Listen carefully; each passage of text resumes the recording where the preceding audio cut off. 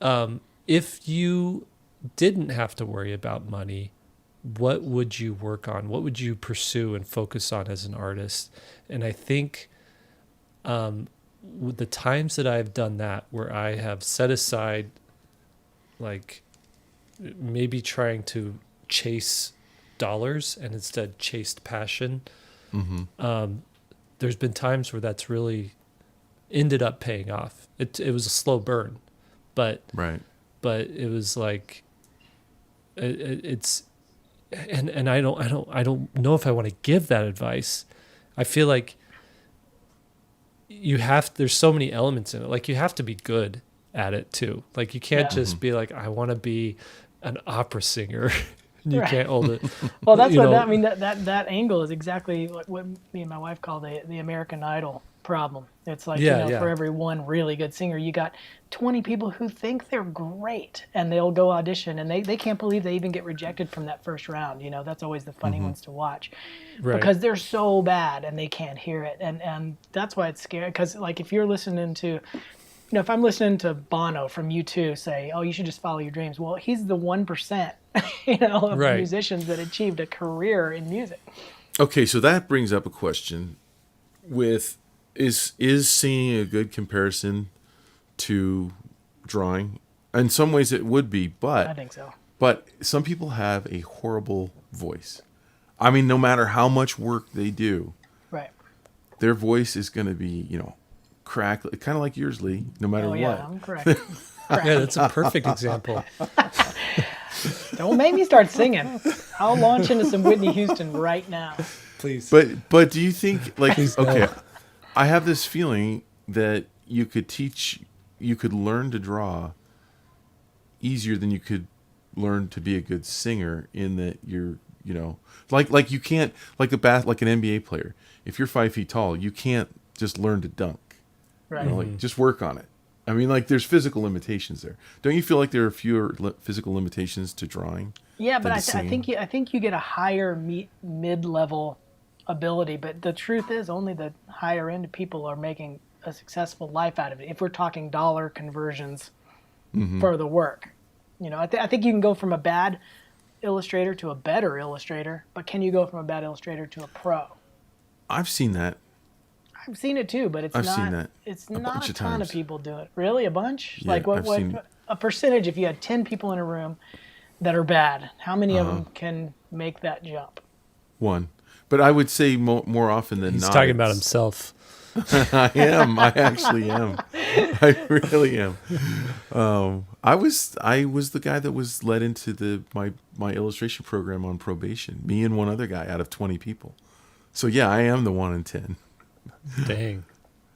Yeah. exactly to the percentage. Yeah, but point. I bet by mid college it was showing up. I mean, I'm not saying that everybody starts great. I was terrible too. I mean, we all Yeah, were. I was definitely in the second half when everyone else graduated and I didn't. Mike Rowe, I want to just, We're it reminds me of something Mike Rowe talks about a lot. And that is instead of following passion, you follow opportunity, but you bring your passion with you. So, yeah. so I think what you do is you narrow it down to a direction. So you might be like, well, I want to be a comic book artist, but maybe right now isn't the best time to try to get a job in the comic book industry because it's so unstable, right? But you have some of the skills required to make a comic.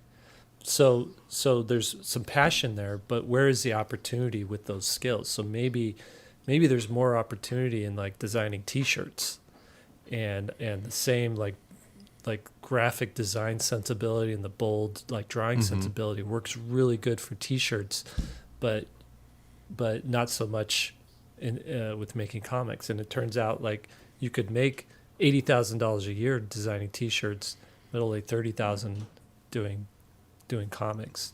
And so you have to find where opportunity is, have the skills that match that opportunity, and then bring that passion along with you. Like you could become super passionate about t-shirt design. I've seen that. Like I thought I was passionate about animation, But getting down that road for a while, I realized like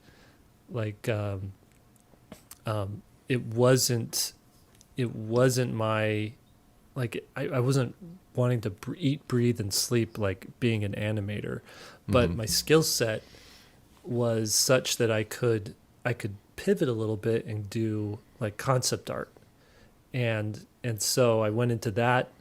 I brought the passion with me. I brought the skill set with me, and I made it something that was, that was really, I made a career out of it.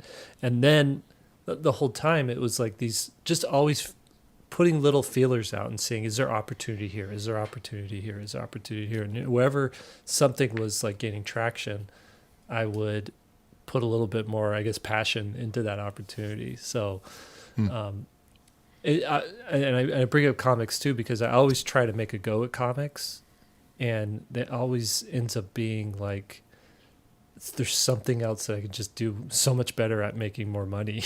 And so it's always like, well, I'm going to pause on comics and go work on this for a little bit and then go back to it. But if money wasn't an issue, yeah, I mean, would I just be drawing comics all the time? And then if I was drawing comics all the time, surely one of those comics projects would strike a chord and become a thing that would be, The next would be Hellboy. like, yeah.